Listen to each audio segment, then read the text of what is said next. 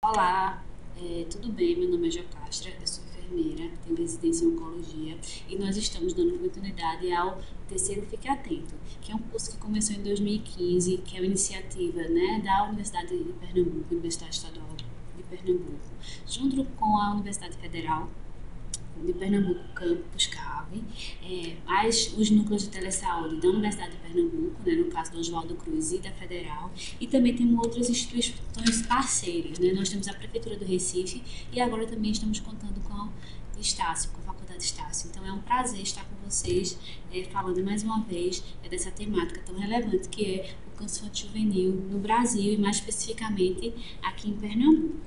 Então, hoje a gente vai conversar um pouquinho sobre a organização do sistema de referência e contra-referência para assistência à criança e o adolescente com câncer na área de abrangência do projeto, ou seja, na cidade do Recife, que é a capital aqui de Pernambuco.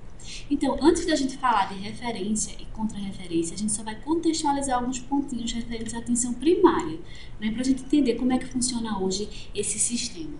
Então, a gente vai retomar um pouquinho, fazer um histórico em relação às iniciativas de atenção primária no Brasil. Na verdade, a iniciativa da atenção primária no Brasil, né, assim como no mundo, ela tem início mais ou menos na década de 70, né? Onde é que a gente vê nesse cenário, né? Se a gente retomar a primeira aula do Fique Atento, quais eram as doenças mais prevalentes que mais matavam, né, crianças e adolescentes? Eram as causas do quê? Doenças infectoparasitárias, a desnutrição. Então, nesse cenário dessas doenças infecto-contagiosas, foi que começou as primeiras iniciativas centradas na atenção primária, onde você tinha profissionais, médicos, enfermeiros dentro daquelas comunidades, que eram inicialmente aqui as mais vulneráveis, né? Então, na região norte, né, e no nordeste do país, regiões de mais pobreza. Então, o que viu nesse primeiro momento? Que essa iniciativa que deu muito certo, né? Em que houve a redução das doenças infecto-contagiosas, mortalidade materna. Então, diante desse saldo positivo, começaram as primeiras iniciativas governamentais nesse sentido. Então, a gente teve a criação do PACS, né, que ainda existe aqui na cidade do Recife, que é o Programa de Agente Comunitário de Saúde, onde o que é que os agentes comunitários fazem? Vão às casas, né, daquela que são cadastradas, então vê se as crianças estão com cartão de vacinação em dia, né, acompanham a gestação, pesam crianças, então todo esse cuidado aí centrado na família, né, na família especificamente, tendo resultados muito positivos. E com esses resultados positivos a gente viu a criação do Programa Saúde da Família, isso já na década de 90, mais especificamente em 94. Né? Onde a gente tinha agora de fato uma equipe muito profissional, né, composta por médico e enfermeiro, localizado, ou seja, eles estão lá na área que eles atuam, e fez com que houve grande avanço no sentido de benefício à população. Então, o Programa de Saúde da Família passa a ser, né, sai da área de ser um programa de algo pontual e passa a ser realmente a estratégia como a gente conhece hoje, a estratégia de saúde da família, né, com todas as características que hoje a gente conhece bem. Então, hoje a estratégia de saúde da família é considerada uma das principais estratégias de reorganização do sistema único de saúde, né? E trata-se o quê? Da reorientação da atenção primária. Então, ela é a principal porta de entrada, é o primeiro acesso que o usuário tem, né? Na maioria das vezes, ao serviço de saúde. Então, a atenção primária hoje ela tem um papel fundamental, importantíssimo no cenário da saúde brasileira. Então, o Ministério da Saúde, ela considera que essa rede de atenção primária, ela possa resolver cerca de 85% dos problemas de saúde da população. Então, vamos dar um exemplo em número. Chegam 10 pessoas no PSF. Pelo menos 8 a 9 dessas pessoas, elas vão ter seus problemas resolvidos nesse nível de atenção, né, que é o nível que a gente chama de básico. Então, os níveis de atenção à saúde secundário e terciário, no entanto, eles devem ser garantidos para que a gente consiga a resolução de 100% dos casos. Então, a atenção primária ela tem um potencial importantíssimo. Né? Se a gente considerar o contingente total e perceber que 85% desses problemas devem ser resolvidos na atenção primária, então a gente tem um ganho muito grande para a população e reforça a importância da estratégia da saúde da família, principalmente, que é a principal representante, né, da atenção primária no país, nesse sentido. E aí, para a gente garantir, né, que os usuários ele tenham acesso aos 3 níveis de atenção à saúde, a gente faz o que? A gente volta para o princípio de integralidade, que o que seria integralidade dentro do sistema de saúde, né? Que é a garantia do direito de acesso dos usuários às ações e serviços dos diferentes níveis de complexidade, com fluxo ou percursos definidos e organizados, e espacialmente, de forma a assegurar a continuidade dos cuidados em unidades localizadas o mais próximo possível dos cidadãos. A gente vai dar um exemplo disso a seguir, né? E um dos principais elementos para a integração das redes de atenção à saúde é um sistema de referência e contra-referência efetivo. Mas a gente fala de referência e contra-referência, de que deve funcionar, mas o que é sistema de referência e contra-referência? Né? Alguém pode imaginar ou alguém tem uma ideia? Então a gente vai para as definições. Se a gente for para o dicionário, aí tem dizendo, né, que referência significa o seguinte: é o ato ou o efeito de referir, é o que se refere.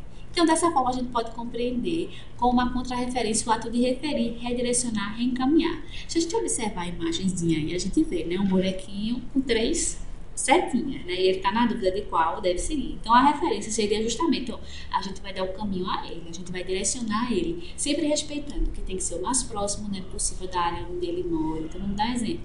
Eu moro no Distrito Sanitário 1. Sanitário 1, vamos dar o exemplo de Santo Amaro, aqui na cidade do Recife. Ele é próximo de que hospital terciário aqui? A gente tem o Oswaldo Cruz. Então, para ele, a área de abrangência dele ali, o serviço de referência, considerando todos esses pontos, seria o Hospital Universitário Oswaldo Cruz, porque está naquela área de abrangência. Então, a referência ele vai conduzir para onde esse usuário vai ir. Por conseguinte, a contra-referência vai dar essa resposta ao serviço que referiu ele. Vamos melhorar isso aí. A referência ela vai representar o maior grau de complexidade, que são os serviços especializados hoje, como já dei o exemplo do Oswaldo Cruz, né? E já a contra-referência é o menor grau, que a gente pode ter o quê? Os ambulatórios e a estratégia de saúde da família, que são o quê? É mais simples. Sendo o encaminhamento realizado a um atendimento de menor complexidade, devendo este estar mais próximo ao domicílio do usuário. Aí a gente vai. O usuário é encaminhado para um serviço de maior densidade, do ponto de vista tecnológico, de profissionais, que são serviços de referência que a gente tem na cidade do Recife. Nós temos vários. Vamos dar um exemplo. Além do Oswaldo Cruz, a gente tem o Hospital das Clínicas, a gente tem o Getúlio Vargas, são hospitais de grande porte, são hospitais especializados. E o serviço, né, de referência deve realizar a contra-referência, ou seja, encaminhar o usuário para a unidade de saúde dele de origem, dando a resposta. Isso é a contra-referência. Então, a referência. Eu da unidade básica de saúde, vou encaminhar um paciente para um serviço especializado, e o serviço especializado, seja um hospital ou até um ambulatório, enfim, vai dar essa resposta à unidade de origem. Então, isso é a contra-referência. Então, vamos dar um exemplo aqui de como é que funciona o fluxo de referência e referência. A gente vai dar um exemplo do dentista, né? Você está lá na unidade básica de saúde. No entanto, você precisa de um procedimento que não se realize lá. O que é que o dentista pode fazer? Ele vai encaminhar você através, né, do sistema de regulação, na maioria das vezes se dá, né, através do sistema de regulação. O sistema de regulação vai marcar essa consulta, esse procedimento, e você vai para o centro de especialidades em odontologia. Esse centro de especialidades, você está realizando o quê? Quando você sai da unidade básica de saúde para chegar ao CEL, né, que é o Centro de Especialidade de Odontologia, você aconteceu o quê? A referência. Quando o CEL, né, o Centro de Especialidade de Odontologia, responde à unidade básica de saúde o que foi o procedimento que foi realizado, ou se precisou de maior encaminhamento, ou de mais exames, dá uma resposta, né? O que aconteceu com aquele paciente que estava com aquele problema que você não conseguiu resolver.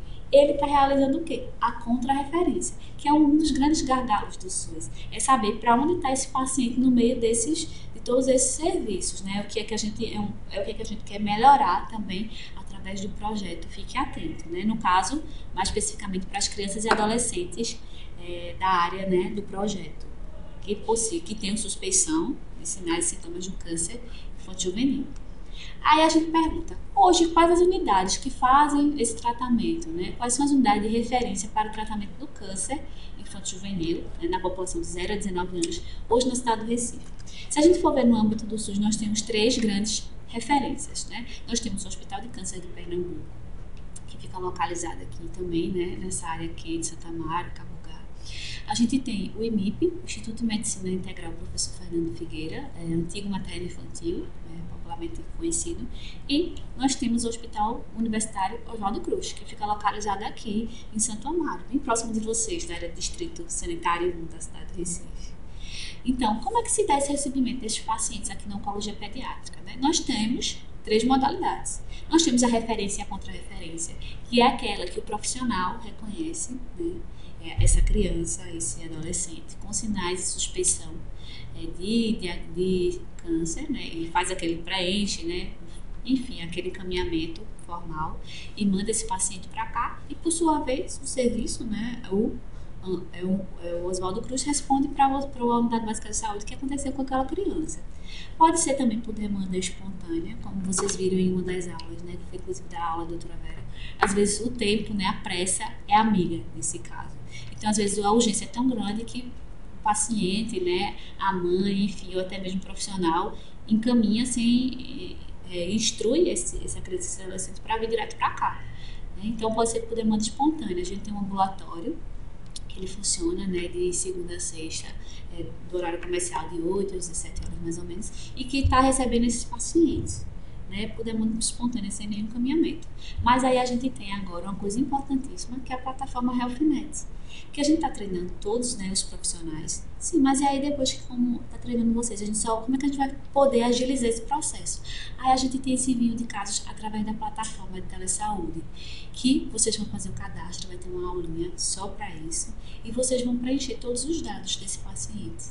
Aí o que é que vai acontecer? O profissional que está aqui no serviço de referência, ele vai estar vendo esse caso e vai estar vendo a necessidade ou não, realmente.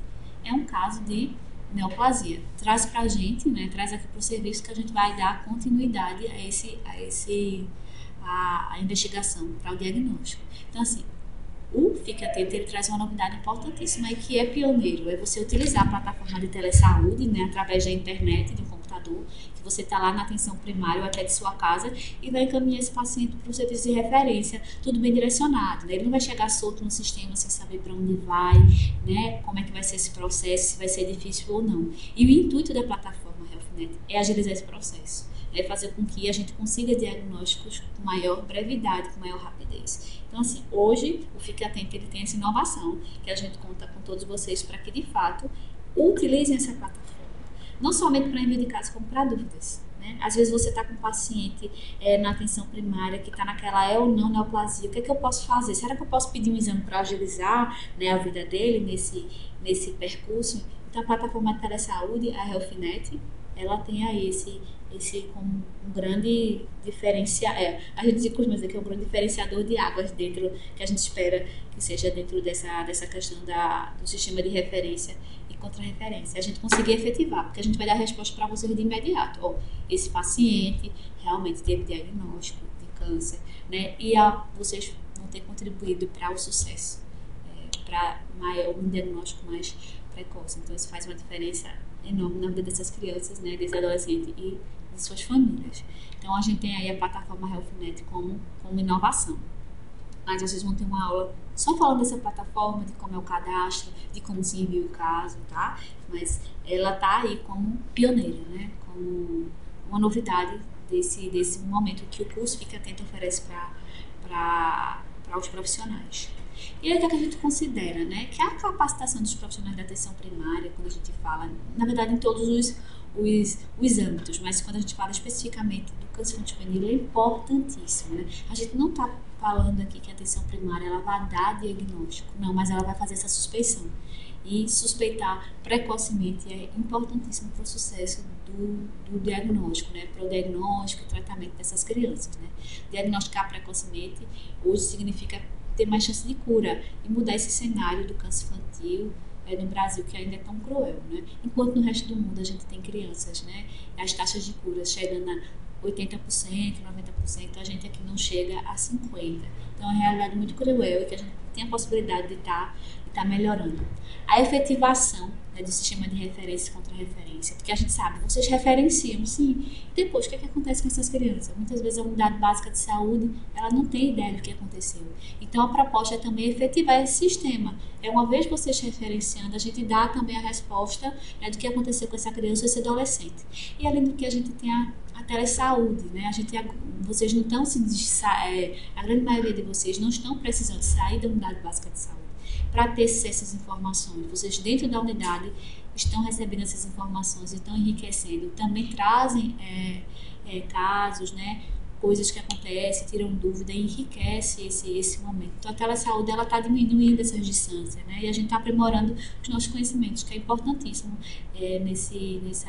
nessa temática. Ou seja, todo mundo é importante, né? Todos somos importantes e é preciso que a gente saiba disso, que a gente reconheça que todo mundo é muito importante nesse processo. E aí eu só finalizo, deixo meu contato, deixo uma frase de Paulo Freire, que é grande educador, reconhecido mundialmente, que ele diz o seguinte: não há saber mais ou saber menos, há saberes diferentes. É justamente esses saberes diferentes que a gente quer aliar para o sucesso do diagnóstico precoce e da cura do câncer.